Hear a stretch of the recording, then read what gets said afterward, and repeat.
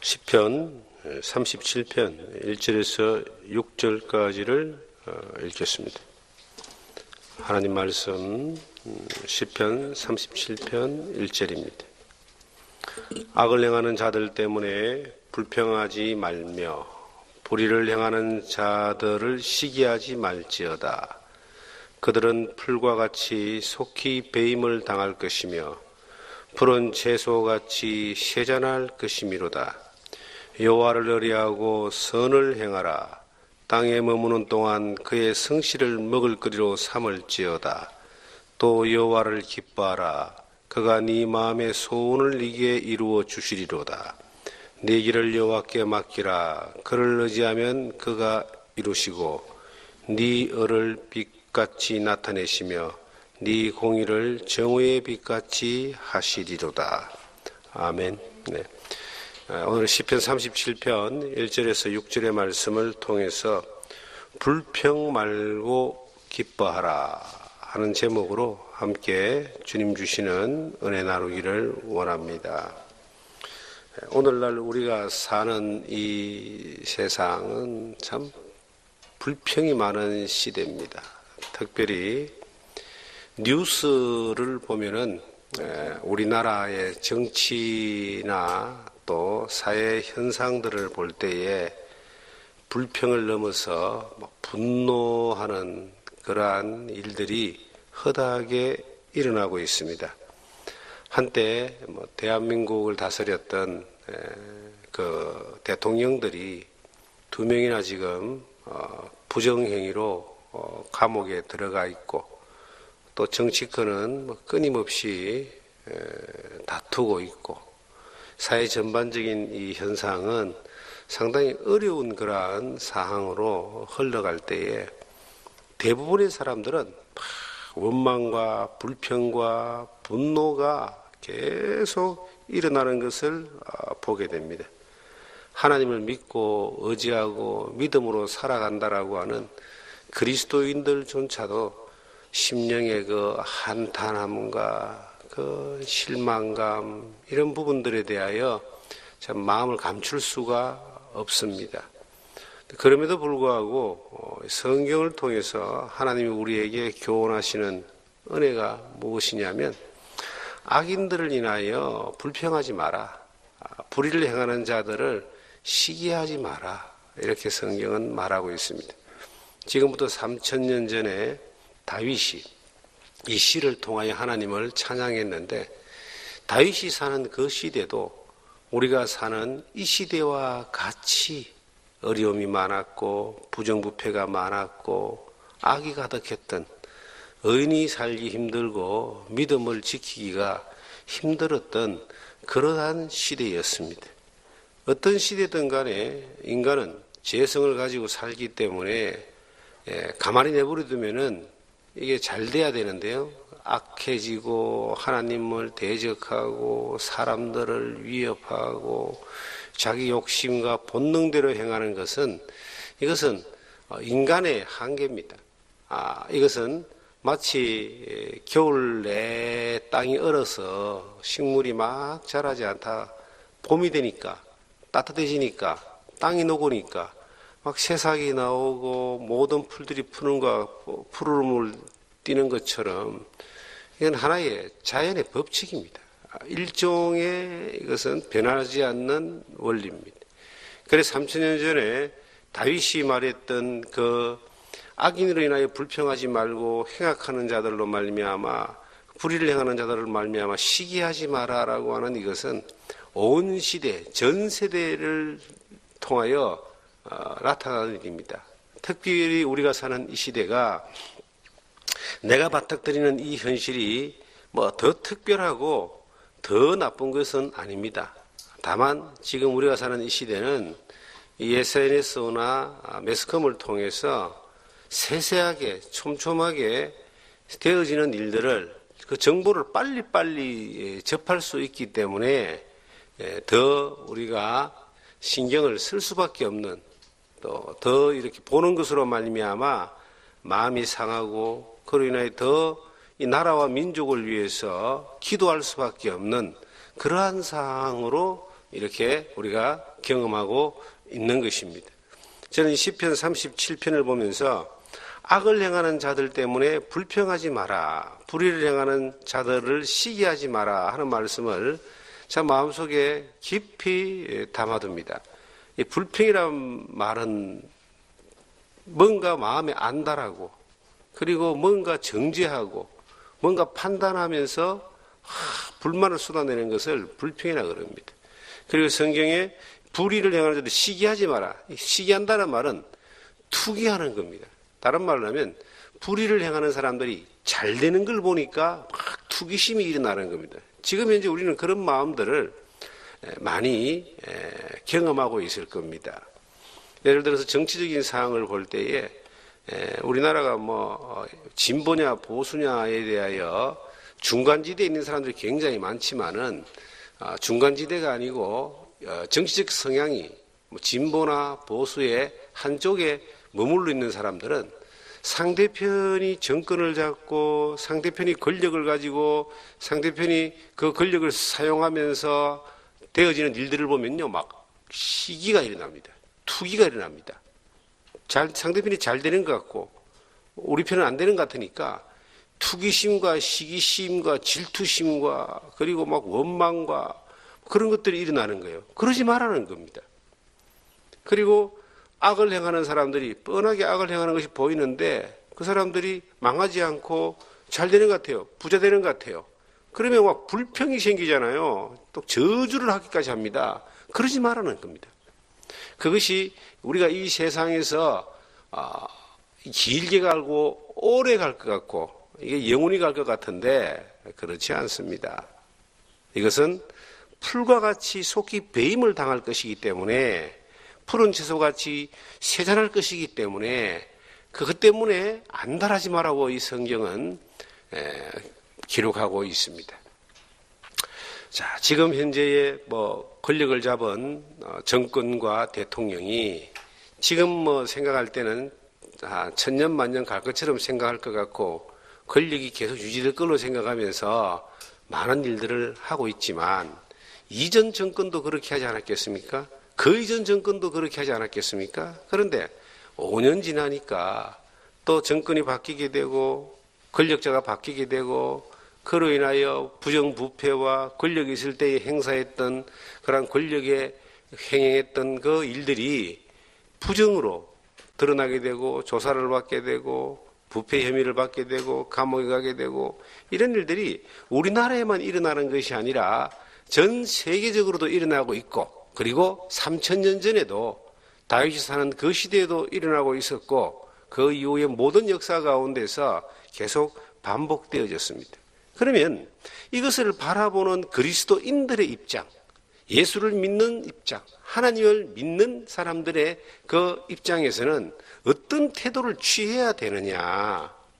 그것은 첫째는요, 이 세상은 어떤 권력도 오래가지 않는다는 겁니다. 풀이 마르고 채소가 세산해지고 한 계절입니다. 우리나라 같은 경우는 봄, 여름, 가을, 겨울이 뚜렷하게 있기 때문에 봄에 피어났던 이 삭들이 여름에 꽃이 피고 가을에 씨앗을 맺고 난 이후에 겨울이 되면은 다 죽습니다. 그리고 다 말라버립니다. 다 세산해버립니다. 흔적도 없어집니다. 그런 것처럼 인생도 마찬가지다. 인생을 한 계절로 봤을 때에, 인생을 1년이라는 한 계절로 봤을 때에 권력을 얻고 힘을 얻고 꽃을 피우고 열매를 맺고 하는 그러한 데까지 갔다 할지라도 이것이 영원한 것이 아니라 어느 날 세잔해진다. 하나님의 시간표는 1000년이 하루 같고 하루가 1000년 같다라고 성경에 기록하고 있습니다. 인생이 아무리 길어 보이고 그리고 그 권력과 힘이 오래 갈 것 같지만은 하나님 입장에서 볼 때는 그건 하루와 같아. 또 길어봐야 한 계절과 같다라고 성경은 우리에게 교훈하고 있습니다. 하루살이가 대통령이 되어 본들 사람들이 볼 때 그것을 얼마나 인정하겠습니까? 하루 살다가 죽는 그 하루살이가 하루살이 무리의 왕이 되어서 권력을 행한다 할지라도 사람들이 볼 때는 그건 하찮은 것이고 아무것도 아닌 것이고 먼지와 같은 것입니다. 하나님 입장에서 볼 때는 인간이 가진 권력과 인간이 가진 그 힘이 대통령이 아니라 제왕이 된다 할지라도 그것이 하루에 불과할 수 있다. 그것은 시드는 것이다. 영원한 것이 아니다. 영원한 것에 소망을 두고 사는 사람들은 그러한 하루살이의 영광과 같은 것들에 연연하지 말고 거기에 혹 내 마음에 안 들고 내 기준에 맞지 않다고 해서 불평하거나 투기하지 마라 라고 성경은 우리에게 정언하고 있습니다. 주변의 일들을 돌아보면 우리가 살고 있는 주변을 조금만 돌아봐도 참 불평할 일이 많습니다. 여러분, 불평해가지고 불평할 일이 없어지면 불평할 일이 없겠습니다. 불평은 안 하겠습니다. 불평을 해서 불평할 일은 없어지지 않습니다. 계속 불평만 일어날 따름입니다. 사람이 입으로 계속 내뱉으면요, 자기 속은 편한지 모르지만 원리가 뭐냐면 자기의 스트레스는 풀리지 몰라도 자기의 입으로 뱉은 그대로 자기의 삶이 흘러가게 되어 있습니다. 불평스러운 모습으로 흘러가게 되어 있습니다. 불평과 비난과 비판과 투기를 많이 하는 사람이 주변 관계가 원만해지고 그 삶이 편안해지는 것은 그렇게 보지 못했습니다. 거기에 늪에 빠져가지고 계속 불평의 늪에 빠져서 허우적거리게 되는 겁니다. 주변에 또 그런 사람들과 같이 어울리면 그것은 시너지 효과가 더 나타나서 그 삶이 불평으로 끝나버립니다.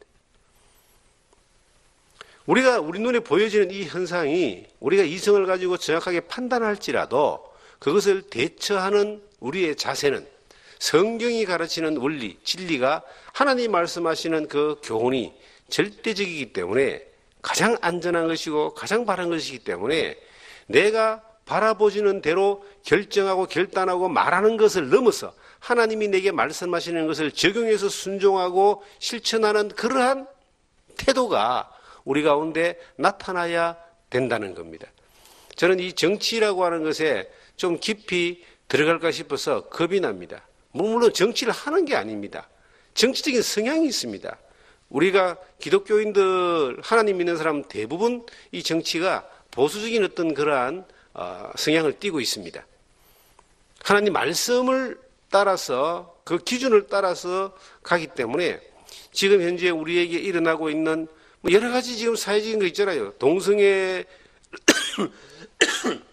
합법화한다든지 차별금지법을 만든다든지 요즘 토지 공개념으로 이렇게 가야 된다든지 헌법을 갖다가 수정한다든지 개헌을 한다든지 이런 내용들을 바라볼 때에 우리의 마음은 성경을 중심으로 한 보수적인 어떤 그러한 입장을 저는 취하고 있습니다. 그런데 그렇지 않는 모습으로 진행되어지고 만약에 된다 할지라도 불평을 하고 원망을 하고 시기를 하고 넘어서 또 그것을 넘어서 분노하여 걸기하는 이런 일들에 대해서는 성경은 우리에게 권하고 있지 않다는 겁니다. 지금 아주 힘든 시기에 있습니다. 나라도 그렇고 우리 민족도 그렇고 남북한의 대처 사항에서 살짝 봄이 오는 것 같지만은 이것은 믿을 만한 상황이 또 아닌 것을 우리는 인지하고 있습니다. 이런 것들을 바라볼 때에 여러분과 제가 정말 하나님 앞에서 우리가 중심을 잃어버리고 우리가 하나님 앞에서 기준을 잃어버리면은 우리는 거기에 휘둘려 가지고 우리가 하나님 보시기에 아름다운 모습으로 삶을 살아지는 것이 아니라 힘들고 어렵고 그 늪에 빠져서 헤매는 모습으로 사라지는 것이 될 수 있기 때문에 성경은 우리에게 말하기를 악한 자들을 인하여 불평하지 마라. 그리고 불의하는 자들을 시기하지 마라고 말하고 있습니다. 분명히 내가 볼 때는 악한 사람인데 분명히 내가 볼 때는 불의를 행하는 사람인데 안 망하는 겁니다. 도리어 부자가 되는 겁니다. 도리어 권력을 가지는 겁니다. 도리어 더 잘 되는 것 같이 보입니다. 그러면 우리의 마음에 어떤 마음을 가져야 되겠습니까? 불평하지 마라. 축복은 못하더라도 불평하지 마라. 왜냐하면 그가 악한 자라면 하나님이 살아계시잖아요. 그가 악한 자라면 하나님이 다루고 가실 것이다. 지금 당장 좀 더 망하지 않고 부자가 되고 좀 더 권력을 가지고 좀 더 많은 부가 모이고 좀 더 잘 되는 것처럼 보인다 할지라도 그것에도 불구하고 불평하지 마라. 왜 그렇습니까? 계절이 끝이 나면은 그도 죽는 겁니다. 풀이 마르는 것처럼, 채소가 시드는 것처럼 계절이 끝이 나면 그의 인생이 어느 날 끝이 나는 겁니다. 그것이 영원하지 않고 길어봐야 100년입니다. 천하를 호령하던 사람도 나이가 묵고 인생이 그 막바지에 오니까 뭐 치매도 오고 기력도 없고 이런 모습들을 우리는 우리 주변을 통해서 보지 않습니까? 너무 그렇게 불평하지 마라. 불평을 해서 우리의 마음이 시원할지 모르겠지만 불평을 해서 그 늪에 내가 빠져서 평생을 불평하는 사람으로 사는 그러한 모습이 되기를 하나님이 원하지 않기 때문에 우리에게는 교훈의 말씀을 주는 겁니다. 다윗도 그랬습니다. 다윗은 그의 장인 사울 때문에 목숨을 잃을 뻔했던 적이 한두 번이 아닙니다. 그리고 그의 아내로 말미암아 마음 상한 적이 한두 번이 아닙니다. 그의 자녀들로 인하여 괴롭고 힘들었던 순간들이 얼마나 많았는지 모릅니다. 그런데 다윗의 시편을 보면은, 다윗의 고백을 보면은 불평하지 않습니다. 다윗의 고백을 보면은 시기하지 않습니다. 투기하지 않습니다. 원망하지 않습니다. 왜 그럴까요? 하나님 앞에서 하나님이 이 모든 일을 이루어 주시리라라고 하는 믿음이 있었기 때문에 그것으로 인하여 불평과 원망과 저주의 늪에 빠져서 자기가 악을 행할까 봐 두려웠던 겁니다. 그래서 그의 믿음이 늘 어떤 상황에서든 하나님 앞에서 감사하고 찬양하고 하나님 앞에서 하나님과 마음이 합한 사람으로서 움직일 수 있었던 이유가 뭐냐면은 하나님이 그 모든 것들을 이루어 가신다라고 하는, 그가 불평할 수 있는 그 상황도 하나님이 계시다라는 것을, 그가 원망할 수 있는 형편도 하나님이 함께 하신다는 사실을 믿었기 때문에 하나님과 마음이 합했다, 하나님의 뜻을 늘 의지하고 늘 묵상하고 늘 따르는 그러한 모습으로 살았기 때문에 그가 원망해야 될 때도 불평해야 될 때도 평안함을 유지하는, 하나님 앞에 평강을 유지하는, 평강 가운데 하나님을 바라보는, 진정 하나님께 그의 삶을 맡겨놓을 수 있는 모습으로 평안함을 누리는 것을 우리에게 그의 삶의 교훈을 통하여 보여주고 있고, 그의 소원길을 통해서 기록된 하나님의 말씀을 통해서 우리에게 교훈하고 있는 것입니다. 성경의 베드로전서 1장 23절에 보시면 모든 인생은 풀과 같고 그 모든 영광은 풀의 꽃과 같으니 풀은 마르고 꽃은 떨어지되 하나님의 말씀은 영원히 있도다. 너희에게 전한 복음이 곧 이 말씀이라고 성경은 기록하고 있습니다. 우리가 가진 이 복된 소식은 하나님이 영원히 살아계시고 하나님의 말씀이 진리라고 하는 겁니다.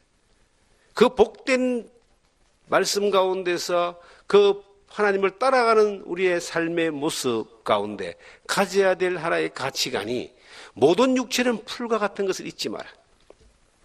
그가 어떤 영광을 가져도 풀의 꽃과 같은 것을 잊지 마라. 어느 날 꽃은 떨어지고 풀은 마르지만 하나님의 말씀은 영원히 있다. 하나님과 하나님의 그 말씀은 영원히 있는데, 영원하신 하나님과 하나님 말씀 앞에서 그 복을 누리고 살아가는 성도의 입장에서는 떨어지는 꽃과 시드는 풀의 가치관을 두지 않고 하나님의 말씀의 가치관을 두면서 그 하나님의 말씀을 따라서 가는, 그리고 이것을 실천하는 그런 자세가 우리에게 얼마나 중요하고 얼마나 이것이 필요한가를, 우리에게 그 가치의 기준을 이 성경은 하나님 말씀을 통해서 하나님은 우리에게 정언해 주고 있습니다. 여러분은 혹시 지금 어떤 일들에 대하여 굉장히 불평을 하고 있지 않습니까? 내가 당한 일, 내가 겪는 어려움, 내가 받는 이 어떤 환경으로 인한 스트레스, 내가 지금 이제 몸으로 부딪히는 어떤 사람 때문에 오는 그 괴로움, 이런 것들을 바라볼 때에 그저 불평하고 불만하고 투기하고 시기하고 원망하고 저주하는 것들로 이걸 풀어가려고 애를 쓰고 있지 않습니까? 내 말을 들어주고 나에게 호응을 해주고 나에게 격려해주고 힘이 되어주는 사람을 쫓아가서 그에게 내가 위로받고 싶어하는 그러한 마음으로 지금 계속 이렇게 움직이고 있지 않습니까? 그건 참 허망한 겁니다. 그건 위로가 되지 않고 도움이 되지 않고 힘이 되지 않습니다. 진정 위로가 되고 도움이 되고 힘이 되는 것은 그럼에도 불구하고 하나님이 그 환경 가운데 함께 하신다. 나의 모든 것들을 알고 계시는 그 하나님 앞에서 기도하고 묵상하고 의지하고 하나님을 신뢰함으로 기다려보는 겁니다. 그러면 나는 불평의 늪에 빠지지 아니하고 원망과 시기하고 투기함으로 말미암아 죄를 짓지 아니하고 하나님이 인도하신 가운데서 이루어주시는 풀어가시는 하나님의 능력을 볼 수 있는, 그러고 말미암아 하나님을 더욱더 신뢰하게 되고 하나님에게 더욱더 맡겨질 수 있는 그러한 은혜를 경험하게 되는 것입니다. 우리가 한 치 앞을 알 수 있고 한 치 앞을 볼 수 있는 능력만 있다면 얼마나 좋겠습니까? 아무도 없습니다. 그것은 아무도 예측할 수가 없어요. 한 치 앞에 대해서. 그런데 우리는 예측할 수 없지만 맡길 수는 있습니다. 우리를 구원하신 우리 주 예수 그리스도의 그 은혜가 하나님의 크신 사랑으로 연결되어져 있는데, 그 큰 사랑으로 말미암아 하나님이 우리를 지키시고 인도하시고 함께 하신다는 그 사실 앞에 그 한 치 앞을 알지 못하는 인생에 대하여, 순간에 대하여 이것을 맡길 수는 있는 겁니다. 하나님에게 맡겨버리면 하나님 맡아주셔요. 맡아주신 그 하나님께서 맡긴 자의 삶을 인도하십니다. 이것을 주님과 동행하는 것이다, 이렇게 설명할 수 있습니다. 우리가 지금 현재의 삶도 하나님이 맡아주셨습니다. 그래서 지금 내가 겪고 있는 이 여러 가지 사항들, 불평할 수밖에 없는 사항들, 크게 말하면요, 이 나라와 민족과 우리나라의 정치적인 사항과 경제 사항과 모든 이 사회 현상들에 대해서도 불평하는 것보다 이것은 하나님의 섭리 가운데서, 그 손길 가운데서 진행되어지고 있다라고 하는 것을 믿어버리는 겁니다. 그리고 나는 그 상황 가운데서 하나님이 반드시 인도하시고 도와주시고 이끄시는 가운데 하나님의 영광을 나타내시리라고 믿고 우리에게 주어진 시간들을 살아가는 것입니다. 그렇게 살아가다 보면은 좀 더 마음이 넓어집니다. 조급해지지 않습니다. 그리고 하나님의 운행하시는 섭리를 우리는 보게 될 것입니다. 뿐만 아니라 좁게는 내 인생에, 내 가정에, 내 직장에, 내 삶의 이 환경 가운데서 내가 얼마나 어렵고 힘들고 나를 괴롭게 하는 이 상황들과 환경들 가운데서도 이전에는 불평하고 불만하고 원망하고 싸우고 투쟁하면서 풀어나가려고 했는데 그것은 결코 좋은 해결 방법이 아니라고 하는 것을 성경은 우리에게 증명하고 있습니다. 피차 물고 물을 뜯으면 서로 망한다 그랬어요. 그건 망하는 길입니다. 그런데 의인의 길은 뭐냐면은 그러한 상황에서도 살아계신 하나님이 이 가운데 함께 하심을 믿고 나를 인도하신 하나님이 이 가운데서 나를 통해서 역사하시기를 원하심을 믿고 하나님의 그 손길에 나를 한번 맡겨보는 겁니다. 하나님이 원하시는 대로 한번 해보는 겁니다.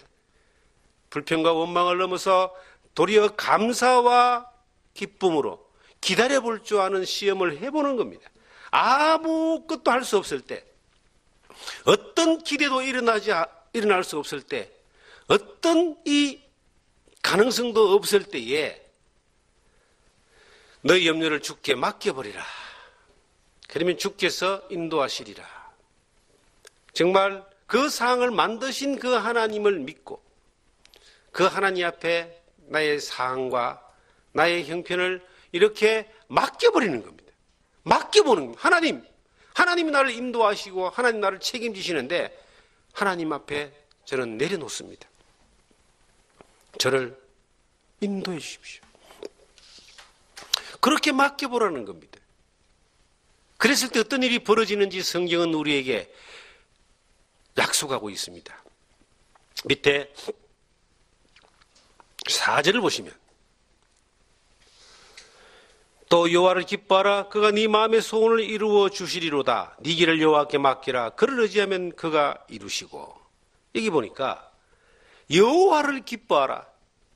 네 마음의 소원을 네게 이루어 주시는데 네가 이를 여호와께 맡기라. 그를 의지하면 그가 이루신다. 맡겨보라. 그런데 그 앞에 맡겨보라는 단어 앞에 나오는 말씀이 뭡니까? 여호와를 기뻐하라.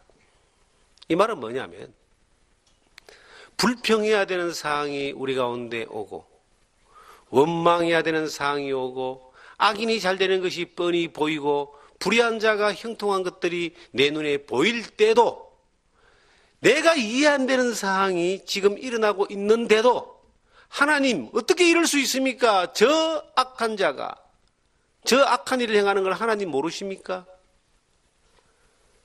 라고 하는 말이 내 입에서 튀어나온다 할지라도 그들의 행위와 그들의 의도가 하나님을 기쁘시게 하는 것이 아니라 자기를 기쁘게 하는 것이고 자기 욕심을 쌓는 것이고 자기 성을 쌓는 것이고 하나님을 대적하는 것이고 하나님의 이름을 욕되게 하는 것이라고 할지라도 그럼에도 불구하고 그들이 형통하고 그럼에도 불구하고 그들이 잘되고 부자되고 더 많은 것들을 가진다 할지라도 눈에 뻔히 보이는 상황에서 내가 올바른 판단을 했을 때 도대체 이럴 수가 있습니까? 하나님이 살아계시면 이럴 수가 있습니까? 라고 하는 상황이 온다 할지라도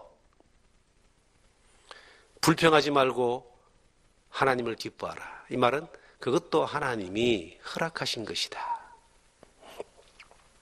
세계 역사를 보면은 제가 어릴 때는 동서냉전의 시대가 가장 활발할 때 제가 어린 시절을 보냈습니다. 저희는 태어나서 미국이라는 나라를 알게 됐고 그 당시 소련, 중국 그리고 북한 이러한 이 세계사에 대해서 알 수밖에 없습니다. 이 동서냉전의 시대에 분단 국가를 가지고 있는 우리나라에서 끊임없이 반공, 방첩, 멸공, 성공 이 대치된 상황에서 공산주의의 이념적인 그러한 반대되는 것을 교육받았기 때문에 거의 뭐 세뇌 교육을 받다시피 해서 그렇게 살았습니다. 그런데 그 북한, 중국, 소련 내가 예수를 믿고 난 이후에 그곳에 예수 그리스도의 복음이 허용되지 않는 나라라는 것을 들었습니다. 예수를 믿는다면은 죽여버리는 것까지 북한의 아오지 탄광이나 러시아, 소련이나 이렇게 중국에서 얼마나 많은 핍박과 고난을 당하는가 하는 것에 대하여 책을 통해서 접했습니다. 그럴 때 어린 마음에, 예수를 믿은 어린 마음에 그런 마음이 있습니다. 하나님, 어떻게 저들을 가만히 내버려 두십니까? 하는 마음이 있었습니다. 좀 더 넘어가서 로마가 전 세계를 다스릴 당시에 초대교회를 넘어가서 이제 그 시기에 예수를 믿고 복음을 전하는 사람들이 얼마나 많아 죽었습니까? 그 당시에 그러한 것에 대하여 증언하는 책들을 여러 권을 제가 봤습니다. 카타곰의 순교자라든지 이런 우리가 글로 접할 수 있는 것들. 또 최근에는 일반 소설 가운데 10여 년 전이니까 로마인 이야기 이런 책들을 이렇게 보면은 상세하게 그 내용들을 기록해 놓고 있습니다.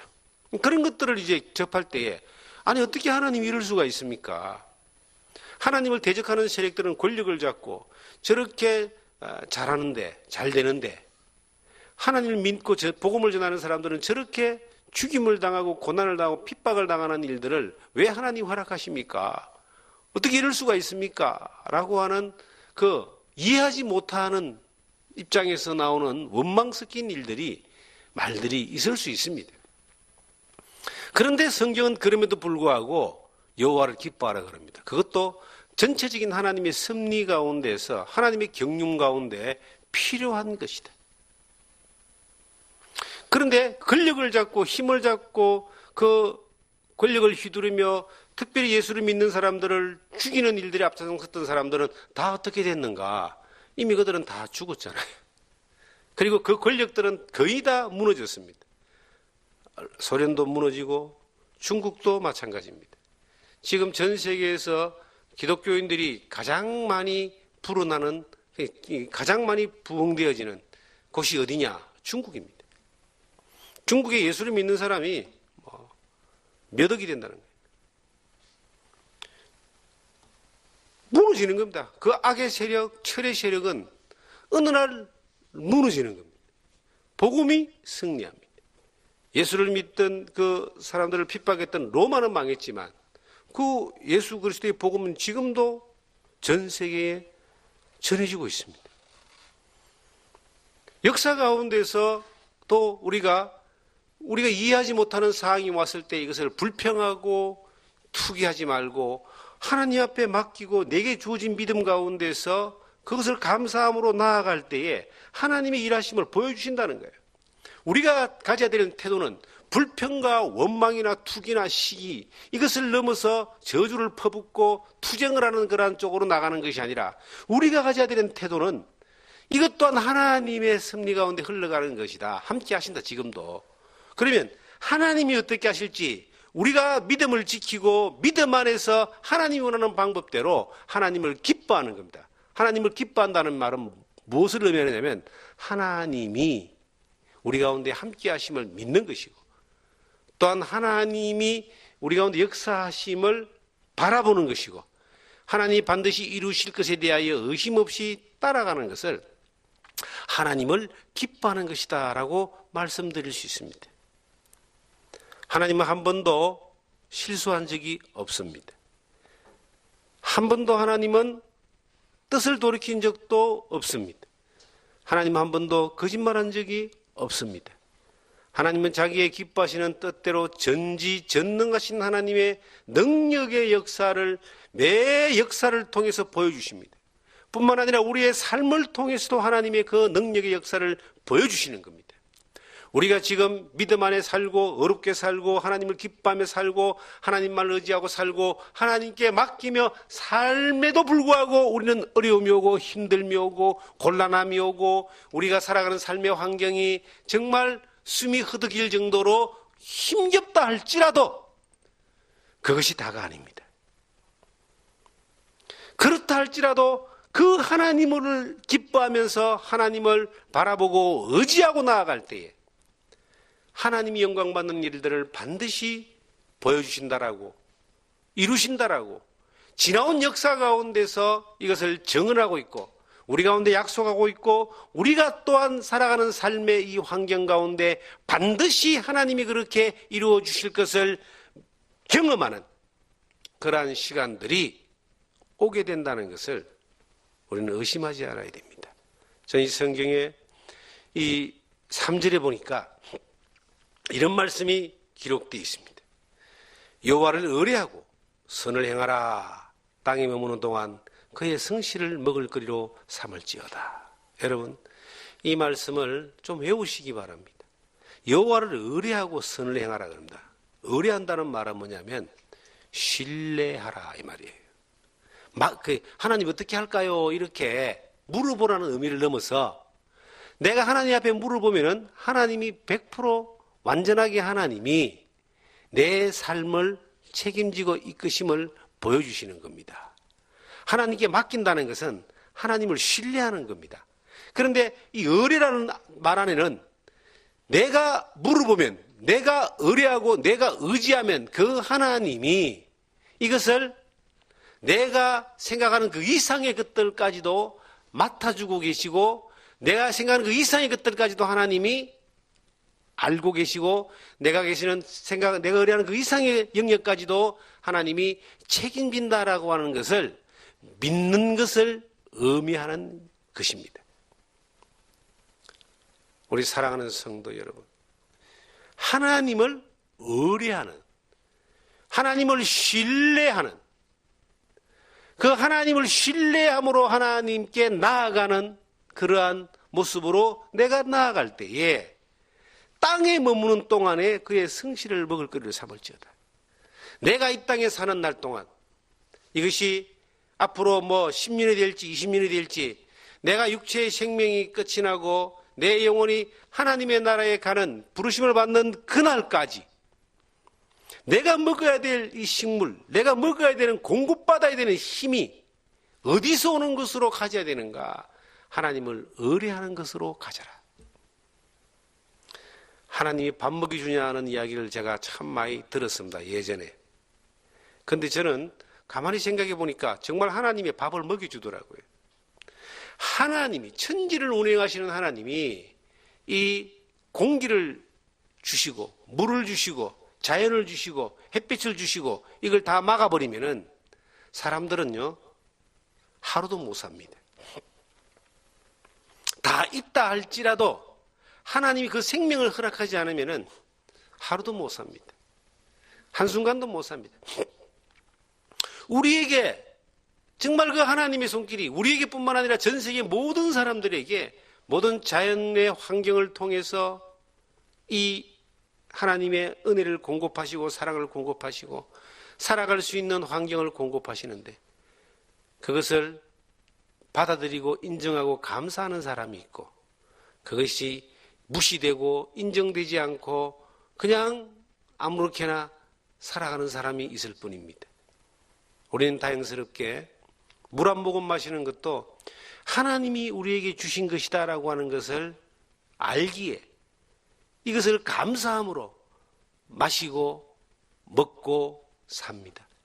비단 우리가 입으로 들어가서 우리의 육체를 유지시키는 우리 육체의 건강을 유지시키는 삶을 유지시키는 식물을 먹을 때에도 하나님을 감사하는 것뿐만 아니라 우리가 살아가는 삶이 여호와를 의뢰하고 선을 행하는 이것이 땅에 머무는 동안에 그의 성실을 먹을거리로 삼는 입으로 들어가는 음식뿐만 아니라 우리가 누리는 모든 환경마저도 하나님의 은혜를 감사하고 찬양하는 삶뿐만 아니라 우리의 삶의 방식이 살아가는 삶의 선택이 살아가는 삶의 태도가 하나같이 우리가 하나님으로 말미암아 식물을 삼고 살아가는 진정으로 성경에 하나님으로 말미암아 우리의 삶을 공급받고 은혜를 누리며 살아가는 것으로 그렇게 사라질 때에 우리 입술에서 불평이 나오고 불만이 나오고 원망이 나오고 저주가 나오고 투쟁을 할 만한 그러한 모습이 아니라는 겁니다. 사람들은 열심히 특심해가지고 요즘 막 이 정치적인 성향을 띈 사람들이 격렬한 투쟁을 합니다. 뭐 촛불 시위를 한다고 나오니까 태극기 시위를 한다고 나오고 그 마음은 이해가 됩니다. 그리고 그들이 바라보는 이 세상은 그렇게라도 해서라도 뭔가 좀 바꾸놓고 싶은 그러한 마음을 이해를 합니다. 그러나 성경은 우리에게 그렇게 하라고 말하지 않습니다. 불평하고 원망하고 투쟁하고 시기하고 그렇게 하라고 말하지 않습니다. 하나님으로 인하여 기뻐하라. 이것을 하나님 앞에 의지하고 기도하라. 하나님 앞에 맡겨라. 그리고 하나님 역사를 바라봐라. 그들이 우리가 생각할 때 절대적으로 아니다라고 하는 불평하고 원망하는 그들도 조금만 기다려봐라. 어느 날 풀이 마르는 것처럼 식물이 시드는 것처럼 잠깐 지나간다. 그것 때문에 내가 하나님이 이끌고 가는 이 시간표를 내가 좀 더 앞당기고 싶어서 혹은 좀 더 붙들고 싶어서 내가 원망하고 불평하고 투쟁하고 하는 그러한 행위로 인하여 그 일이 되어지면 다행인데 안 되어진다는 겁니다. 되어지지 않습니다. 내가 원하는 대로. 더 불평만 쌓이고 더 악해질 따름입니다. 마음이 더 강박해질 따름입니다. 그렇게 하지 말고 그것이 그래 보여진다 할지라도 내 마음에 막 의분이 올라온다 할지라도 불평과 원망과 투쟁을 하지 말고 하나님, 그 하나님으로 기뻐하면서 하나님으로 인하여 우리가 식물로 삼으면서 하나님의 인도하심과 이끄심을 우리가 인정하면서 그 하나님 앞에 이것을 맡길 줄 아는 믿음을 가져라. 맡길 줄 알아야 됩니다. 우리가 가까이에는 내 삶 가운데 직장생활, 사업 이것도요 해보려고 발버둥을 치고 아둥바둥거리고 오만 방법을 다 써도 이게 안 될 때가 있어요. 내가 결코 하나님 앞에 바른 믿음으로 살지 않는 것도 아닌데 안 될 때가 있습니다. 반대로 하나님과 상관없이 사는 사람들은 잘 됩니다. 망하지도 않습니다. 더 잘 됩니다. 정말 마음에 분이 일어나고 불평이 일어납니다. 상황에 대한 불평을 넘어서 나중에는 하나님에게까지 불평합니다. 하나님 어떻게 이럴 수가 있습니까? 이렇게까지 가는 거예요. 하나님 앞에 불평하는 것은 가장 어리석은 겁니다. 하나님은 우리가 불평해야 될 정도로 우리에게 잘못한 것이 하나도 없어요. 우리가 다만 하나님의 의도와 뜻을 알지 못하기 때문에 우리가 불편하니까 불평할 따름이죠. 그것마저도 하지 마라. 하나님 앞에 대들면요 100점 100패 하나님 앞에 대들면 반드시 깨집니다. 그래서 제가 신앙생활하면서 배운 하나의 그 교훈 가운데 하나가 하나님 앞에서는 무조건 굴복, 하나님 말씀 앞에서는 무조건 아멘, 조건이 필요 없습니다. 그 대들었다가 뻗나갔다가는요 정말 엄청난 대가를 지불하게 됩니다. 이 땅에 살면서 하나님으로 식물을 삼는 일들을 중단하게 되는 겁니다. 그리고 세상에 썩어지는 것들에 휘둘려 가지고 불평의 늪과 원망의 늪에서 빠져서 빠져나오지를 못합니다. 정말 원망하고 불평해서 원망과 불평이 없어진다면은 그 얼마나 좋겠습니까? 그런데 그렇게 살아가는 태도를 가진 사람들을 보면요 10년, 20년이 지나면 더 상황이 악해질 따름이고 나빠질 따름이지 여기에서 벗어나는 것은 어렵습니다. 그렇기 때문에 우리가 하나님 앞에서요 모든 상황에서 하나님을 신뢰할 필요가 있습니다. 내가 자녀를 양육하는 데 있어서도 이 자녀가 내 마음대로 안 되고 내가 하고자 하는 대로 안 따라주고 내가 생각한 대로 안 될 때에 그때 어떤 일이 벌어집니까? 자녀하고 관계가 나빠지고 마음은 분이 생기고 불평이 생기고 막 어려움이 생기는 겁니다. 왜 그렇게 해서 더 상황을 나쁘게 만들고 내가 더욱더 하나님, 내가 더 막 피폐해지는 그러한 모습으로 가야 됩니까? 하나님 앞에 맡기는 거예요. 이 자녀를 주신 하나님이 이 자녀를 이끌어 줄 줄 믿습니다. 나에게 지혜를 주셔서 이 자녀를 잘 도울 수 있도록 하나님 지혜를 주십시오. 그리고 맡겨보는 겁니다. 내가 원하는 대로 안 되는 것이 잘못된 게 아닙니다. 하나님의 계획은 딴 데 있는 겁니다. 딴 데. 저는 가끔 이런 생각을 해봤습니다. 지금 김연아라고 우리나라의 독보적인 그러한 피겨스케이트 금메달리스트가 있잖아요. 그런데 이 아이의 재능을 딱 발견해가지고 그 아이가 가지고 있는 재능을 따라서 투자를 해서 이 사람이 훌륭한 정말 국가적으로도 거의 영웅 대접을 받을 만큼의 훌륭한 성과를 냈습니다. 그런데 그 아이에게 공부를 시켰으면 어떤 일이 벌어졌을까요? 어느 정도는 했겠죠. 그런데 공부로 승부를 내기 위해서 계속 그것을 갖다가 스트레스를 줬으면 행복했을까요? 아니라고 봅니다. 피아노를 잘 치는 사람을 이래 보면 어릴 때부터 막 잘 치는 사람을 보면요 정말 전부적인 재능을 가졌다라고 생각할 수 있습니다. 그런 사람들이 있잖아요. 근데 그 사람에게 다른 그림 그리는 일을 하게 했다든지 아니면 집 짓는 일을 시켰다면 어떤 성과를 냈을까요? 사람은 각자 하나님이 주신 재능이 있습니다. 달란트가 있습니다. 이 달란트가 우리나라와 같이 획일적인 교육 가운데서 획일적인 어떤 기준 가운데서 그대로 되어져야 된다라고 하는 생각으로 밀어붙이면은 많은 것들을 도리어 잃어버릴 수 있고 잘못될 수도 있습니다. 그래서 부모는 내가 원하는 대로 자녀를 키우는 것이 아니라 하나님 주신 재능을 발견하게 하는 겁니다. 그리고 돕는 겁니다. 그렇게 했을 때에 관계도 좋아지고 또 뭐가 좋아져요? 효과도 좋아진다.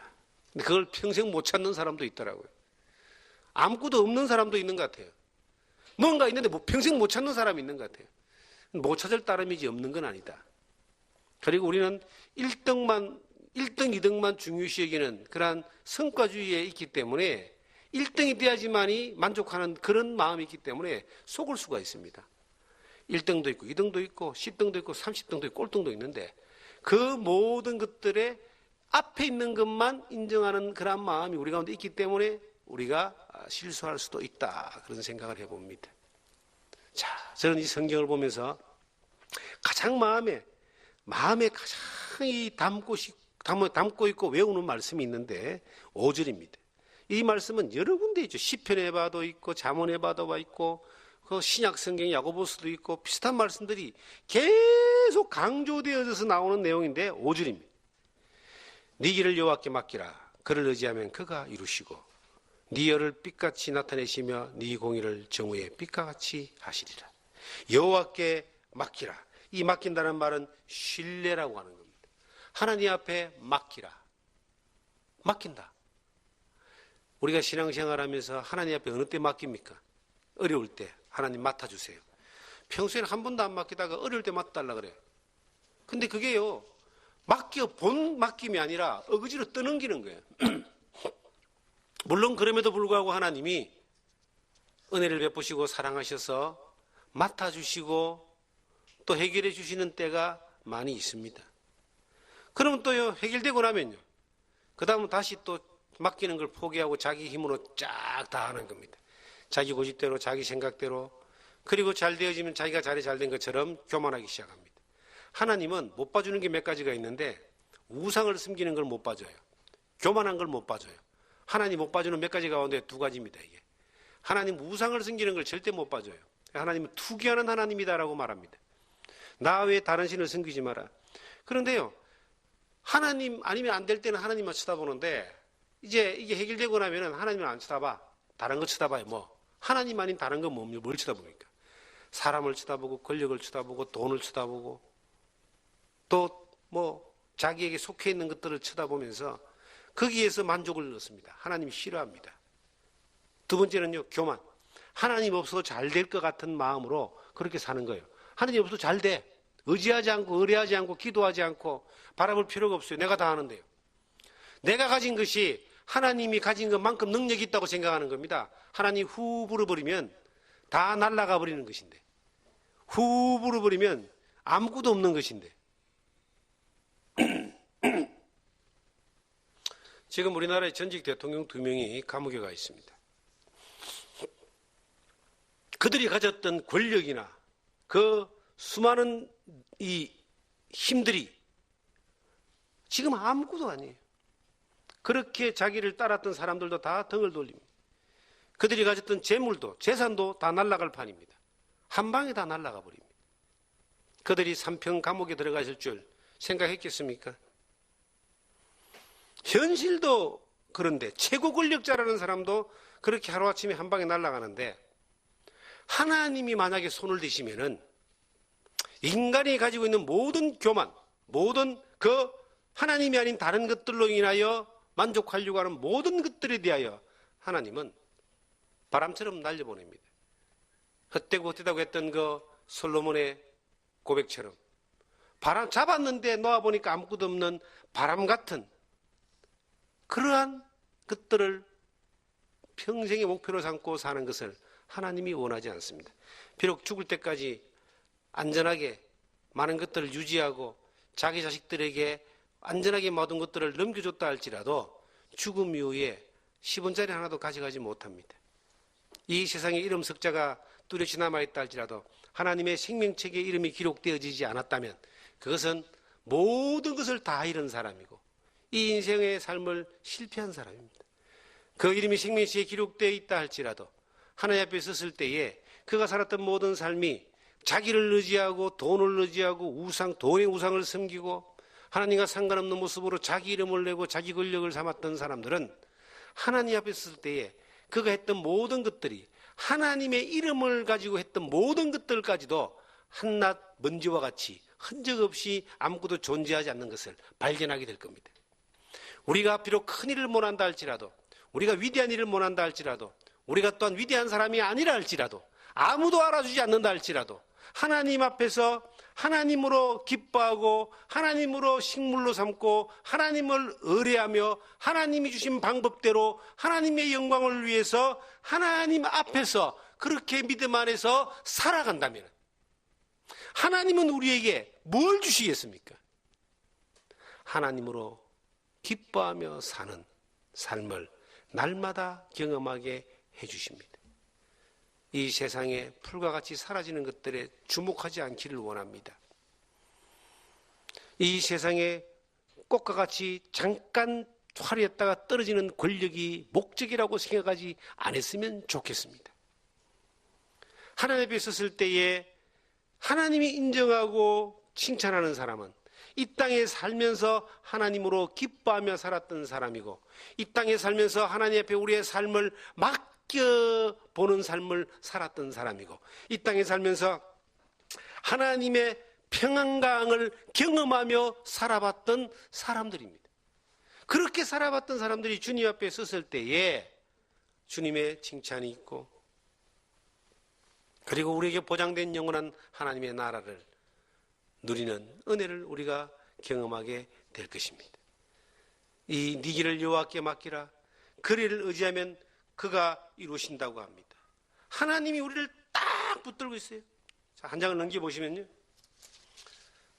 시편 37편 23절을 보시면 그런 사람에게 이런 복을 하나님이 주신다. 여호와께서 사람의 걸음을 정하시고 그의 길을 기뻐하시나니 그는 넘어지나 아주 엎드러지지 아니함은 여호와께서 그의 손으로 붙드심이로다. 내가 어려서부터 늙기까지 의인이 버림을 당하거나 그의 자손이 글씨감을 보지 못하였도다. 그는 종일토록 은혜를 베풀고 꾸어주니 그의 손이 복을 받는도다. 의인의 자손은요, 글씨하지 않고 그 자손마저도 복을 얻습니다. 그가 넘어지지만 아주 엎드리지 않는 것은 하나님이 붙들어 주는 겁니다. 하나님께서 그의 걸음을 기뻐하셔서 그를 이끌어 가십니다. 사랑하는 성도 여러분, 골로새서 3장 23절에 보시면은 무슨 일 하든지 죽게 하듯하라 라고 그렇게 말하고 있습니다. 무슨 일 하든지 죽게 하듯하라. 이 무슨 말씀입니까? 어디에 있든지 어떤 상황이든 간에 이 모든 상황이 하나님 앞에서 행하라. 어떤 상황에서도 불평하지 마라. 나라와 민족을 위해서 너무 걱정하지 마십시오. 저 가나안 농곤학교 조용기 장로라는 분이 지금은 먼저 하나님의 품에 가셨지만, 나라가 어렵고 힘들 때 많은 사람들이 나라를 위해서 걱정하고 염려하고 막 데모하고 이럴 때 그가 이런 말을 했습니다. 대한민국이여 걱정하지 마라. 우리가 기도한다. 대한민국아 걱정하지 마라. 우리가 기도한다. 책에 그런 말이 나오더라고요. 이야, 정말 얼마나 큰 울림이 되는지요. 왜 걱정과 염려하고 분노하고 걸기에서 뭔가를 바꾸려고 그렇게 애를 쓰는지 모르겠어요. 그러면서 점점점 더 분노에 가득 찬 사람이 되고 점점점 더 악한 사람들이 되는지 모르겠습니다. 같이. 그렇게 해서 또 정권을 잡는 사람들이 있어요. 그렇게 정권을 잡으면요, 하나같이 하는 일이 있습니다. 상대편에게 복수를 하는 겁니다. 보복을 하는 겁니다. 상대편을 어떻게든 겪어가지고 감옥에 넣으려고 합니다. 어떻게든 그 모욕을 줘가지고 그렇게 합니다. 그런데 그걸 당하는 사람은 또 이렇게 말합니다. 그래, 지금은 당하지만 역사는 또 반복돼. 다음은 너그 차례야. 이게 얼마나 악을 순환시키는, 더욱더 악하게 만드는 방법입니까? 성경은 이미 수천 년 전에 그것을 아시고 하나님이 말씀하시기를 하나님의 방법대로 모든 일을 죽게 하듯 하라. 무슨 일이든지 죽게 하듯 하라. 하나님 앞에서 행하라. 우리가 이해하지 못하는 악한 일도 하나님이 하시는 것이다. 우리가 지금 현재 도저히 해결하지 못하는 이 어려운 상황도 하나님이 하고 계신다. 우리는 그저 그 하나님 앞에 맡기고 불평과 원망보다는 하나님께 기뻐하고 이것도 하나님께 영광을 돌리고 하나님의 일하심을 바라보면서 하나님 앞에 행하라. 이것이 이 시대에 우리에게 주시는 하나님의 엄중하신 경고이고 교훈이며, 우리가 또한 지금 이 시대를 바라보면서 우리 주변의 환경을 바라보면서 가져야 될 자세인 줄로 압니다.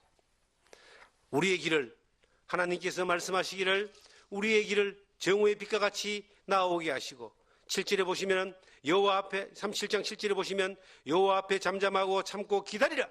자기 길이 형통하며 악한 길을 이루는 자 때문에 불평하지 말지어다. 기다려라. 우리 눈에 볼 때에 악한 자가 더 잘 되는 것을 바라볼 때도 불평하지 말고, 그럼에도 불구하고 불평하지 말고 하나님이 하시는 것을 잠잠히 한번 기다려봐라.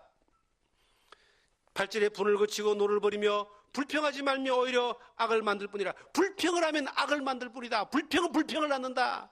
불평하면 내 마음 낙해지는 거예요. 그러니까 기다리라. 하나님이 행하심을 바라보면서 기다리라. 그리고 어떻게 기다리라? 기뻐하라. 불평하지 말고 기뻐하라. 불평할 일이 있는데 기뻐하면요, 어떤 일이 벌어지겠습니까? 사람들은 바라볼 때 저 좀 이상한 사람이 아닌가 그럽니다. 현실 도피자가 아닌가, 그렇게 볼 수 있습니다. 그런데 성경은 말합니다. 불평할 일이 눈앞에 닥쳐도 그것이 당장 해결되지 않고 더 불평한 일들이 온다 할지라도 기다리라. 악한 자가 더 큰 악을 행한다 할지라도 기다리라.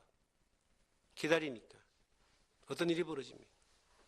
루마리아라고 하는 곳에 그 독재자가 있었습니다. 김일성과 같은 시대의 독재자. 김일성과 이 의형제를 맺었던 차우세스쿠스인가 하는 그런 독재자가 있었어요. 북한보다 더 강하게 압제를 했습니다. 기독교인들 다 잡아 죽였습니다. 그런데 거기에 이제 그 당시에도 리차드 범벌란트라고 하는 사람은요, 그 유럽은 국경이 여러 군데 형성되어 있거든요.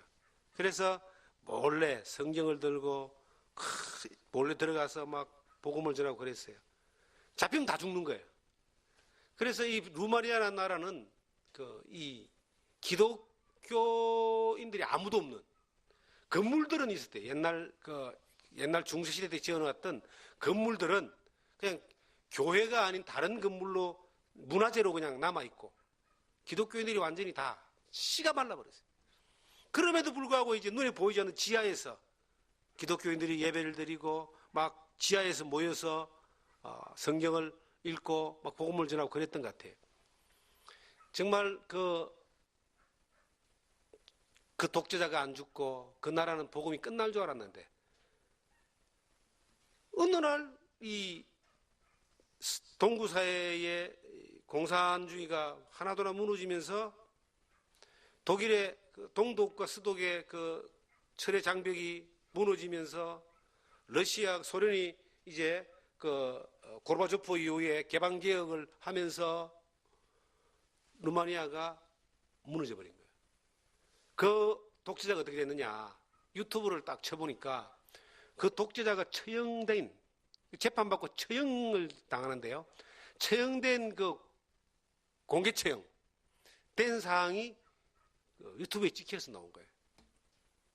그 악인이 절대로 무너지지 않을 것 같은 그 악인도 어느 날 무너져서 비참한 최후, 그 집안 전체가 비참한 최후를 당하게 되고, 루마니아는 지금 이 복음이 들어가고, 우리나라에서도 루마니아의 선교사가 여러 명 많이 가 있습니다, 지금.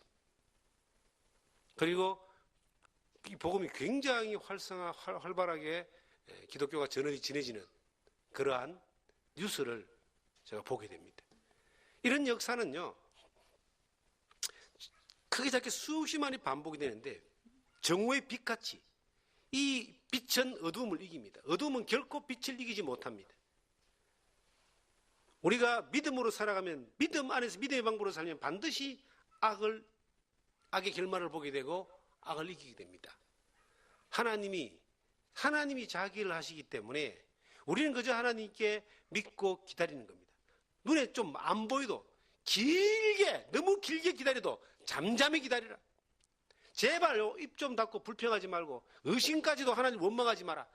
생각도 하지 말고 원망하는 것은 하나님이 다 하시는데 왜 원망하느냐. 이것은 우리가 목회를 하고 살아가는 것도 마찬가지입니다. 목회는 영적 전쟁입니다. 어둠이 가득한 이곳에 작은 불씨 하나가 빛이 이곳에 왔다고 봅시다. 그런데 이 빛은, 이 하나님의 빛은 절대로 어두움의 세력에 지지 않습니다. 점점 밝아져, 정오의 빛같이 밝아져서 어두움의 세력을 다 흡수하고 그들에게 빛 가운데로 오게 하는 힘을 주십니다. 우리는 이곳에 이 복음을 전하고 이 빛을 전하기 위해서 이곳에 교회를 세우고 이곳에 이 영혼들에게 복음을 전하기 위한 준비를 하고 있습니다. 우리가 우리 눈에 보이는 대로 안 되고 원하는 대로 안 되고 생각대로 안 되었다 할지라도 원망할 거 없습니다. 두려워할 거 없습니다. 불평할 거 없습니다. 기다리면 됩니다. 하나님을 의지하고 이 상황에서도 하나님을 기뻐하고 지금 이 환경 가운데서 이것을 하나님이 만드셨다고 우리가 선포하고 고백하고 하나님께 영광을 돌리면서 하나님이 이끄시는 대로 가면은요, 하나님의 일하심을 보게 됩니다. 이것을 보는, 경험하는, 그로 인해 하나님께 영광을 돌리는, 우리가 이 사회적으로나 국가적으로나 또 지금 우리의 가정적으로나 교회적으로나 내 개인의 삶 가운데서도 그러한 것들이 경험되어지고 하나님을 믿는 사람의 믿음의 방식대로 하나님을 기뻐하면서 이 상황을 불평하고 원망하지 않으면서 하나님께 맡기며 하나님의 능력을 기다리며 하나님 일하심을 보는 여러분과 제가 되기를 주님 이름으로 축원합니다.